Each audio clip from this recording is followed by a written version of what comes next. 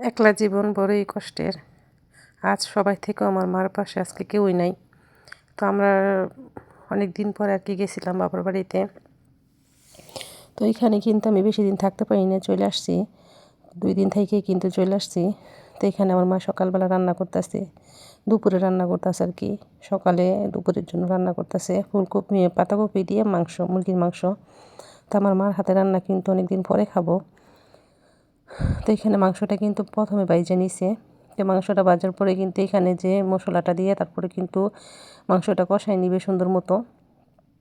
যেহেতু মাংসটা কষানো হয়ে গেছে, মাংসটা কষানোর পরে এখানে পাতাকপিটা দিয়ে দিল। তো পাতাকপিটা সুন্দর মতন কষাই নিবে। এই তো দেখেন পাতাকপিটা কিন্তু কষানো হয়ে গেছে। তো এই তরকারিটা হইতে কিন্তু বেশি সময় লাগে না, অল্প সময়ের মধ্যে রান্না করতে করা যায়। তো এখানে আর কি তো দেখেন ধনিয়া পাতাটাও কিন্তু দিয়ে দিল। তো মোটামুটি তরকারিটা কিন্তু হয়ে গেছে। তো অনেক দিন পরে কিন্তু আমার মায়ের হাতে রান্না খাবো। তো রান্নাটা কেমন হয়েছে কমেন্টের মাধ্যমে জানাবেন। তো বললাম যে আমার মা সবসময় কিন্তু একা থাকে, তো আমরা গেলে একটু ঝামেলা হয় আর কি।